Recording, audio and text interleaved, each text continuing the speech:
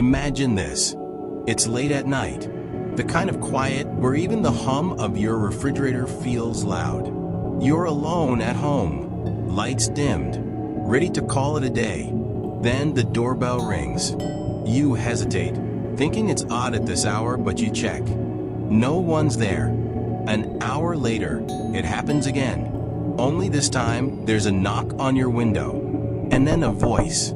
A man's voice, low and deliberate. I know you're home. This isn't a story from the news. It's not a fictional account. It's what I lived through. A night that would leave me questioning everything I thought I knew about feeling safe. I'm telling this story not to scare you, but to remind you, security is something we take for granted, often until it's too late. This is what happened to me. And it all began with what seemed like an innocent sound, the ring of a doorbell. It was an ordinary night in what I thought was a safe neighborhood. Our house was nothing extravagant, modest, tucked away on a quiet street. The kind of place where the loudest sound you'd hear was the rustling of leaves in the wind. My boyfriend was away on a work trip, leaving me to enjoy a few days of peace and quiet. To make the most of the evening, I invited a couple of friends over for a casual wine night. We laughed, shared stories, and for a few hours, it was nothing but warmth and good company. The glasses clinked, and the room was alive with chatter and the kind of joy that makes you forget about the world outside.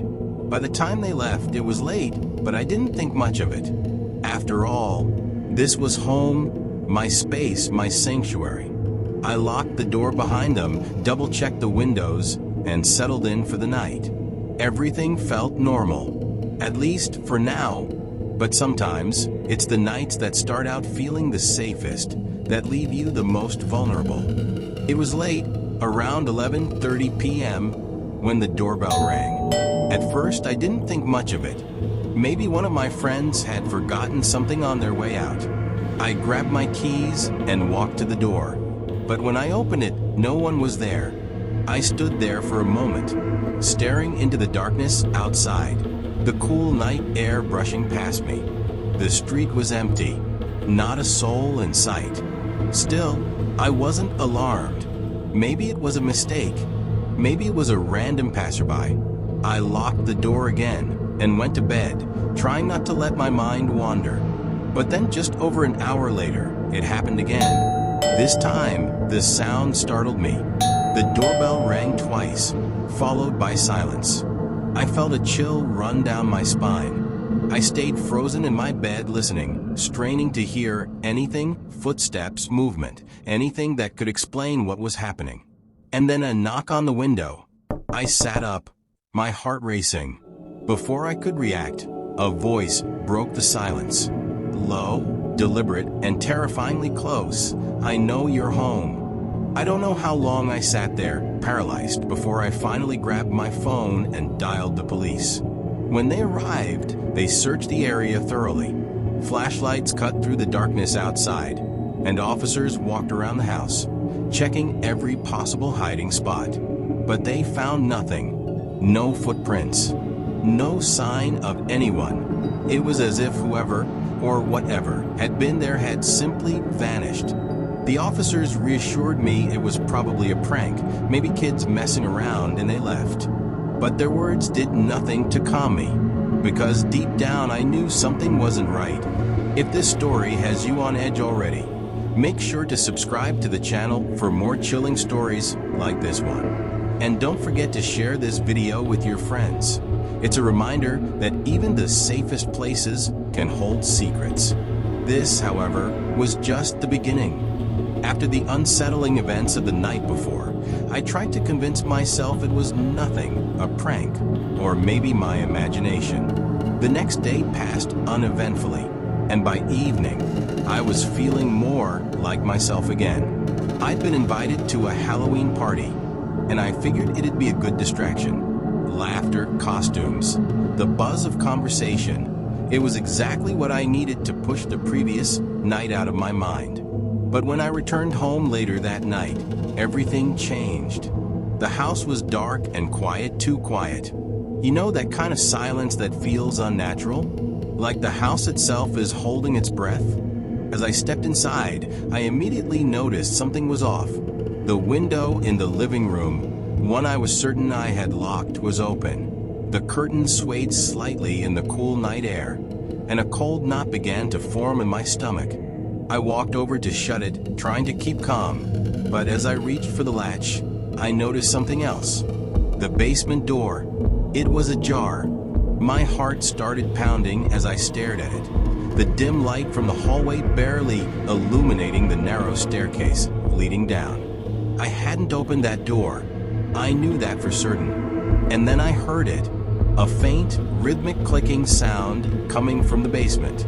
I froze, straining my ears, hoping I'd imagined it. But the sound stopped, replaced by something worse.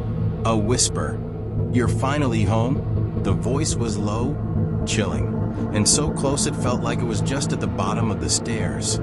I didn't wait to find out who or what it was. My legs moved before my brain could catch up. I ran out of the house, slamming the front door behind me and sprinting across the yard to my neighbor's house. I banged on their door, gasping for air, tears streaming down my face. When they opened it, I could barely speak, but they didn't need an explanation. One look at me, and they called the police. When the police arrived, they didn't waste any time. Flashlights in hand, they searched every inch of the house. They checked the basement, every closet under every bed. They even looked outside, scouring the yard and the surrounding area. But there was nothing. No signs of forced entry. No footprints near the windows. No evidence that anyone had been inside the house. To them, it was just an ordinary, quiet home. But to me, it felt like anything but. They tried to reassure me, telling me it was likely a prank, that I had nothing to worry about. But their words didn't reach me, because deep down I knew this wasn't over. Even though the house was empty, I couldn't shake the feeling that I wasn't safe anymore. Every shadow seemed darker. Every sound felt louder. And every time I closed my eyes, I heard it, his voice, as clear as the first time, "I know you're home." The days turned into weeks, but the fear didn't fade. I started avoiding being home alone. If my boyfriend was out of town, I'd find excuses to stay with friends or book a hotel. Months later, the fear still lingered. Every creak in the floorboards felt like a threat. Every flicker of light in the corner of my eye felt like a reminder. I couldn't move on. It was as if the house itself had changed. What was once my safe haven now felt like a trap. It's hard to describe the impact something like this has on you. It's not just fear, it's a sense of vulnerability that stays with you long after the moment has passed. And even now, as I tell this story, I still don't feel safe.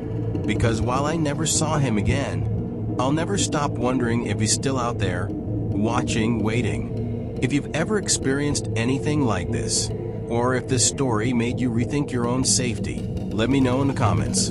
I'd love to hear how you've handled situations that have left you shaken.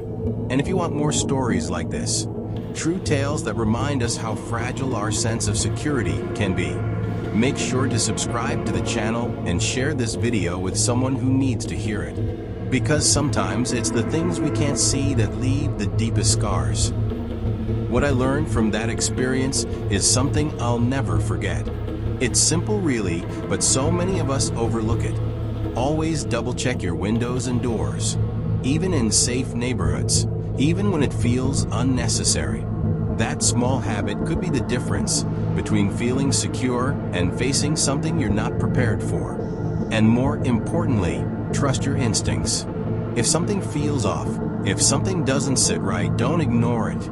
Listen to that inner voice, because sometimes it knows more than we give it credit for. This experience taught me a hard truth. Safety is never guaranteed. The things we take for granted, locked doors, quiet streets, familiar routines, can all change in an instant. I used to think being overly cautious was unnecessary, even paranoid. But now, I know it's better to be cautious than to regret later. If you ever feel uneasy, act on it. Call someone. Leave the house. Reach out for help. It's always better to err on the side of caution than to face the alternative. I hope my story reminds you of the importance of staying vigilant, no matter where you are. And if this resonates with you, or if you've had an experience that made you rethink your own safety, share it in the comments. Let's remind each other that it's okay to be careful. It's okay to prioritize ourselves. And if you found this story thought-provoking or chilling, make sure to subscribe and share this video. You never know who might need this reminder, because in the end, staying safe starts with staying aware. And if this story sent chills down your spine, do me a favor, hit that like button. It really helps support the channel and lets me know you want to hear more stories like this one. Don't forget to subscribe and turn on notifications so you never miss another true horror story. And finally, share this video with someone you care about. It's a reminder we all need to stay vigilant, to stay prepared, and to always trust our instincts. Because sometimes the scariest thing isn't what's in the movies, it's what's standing outside your door.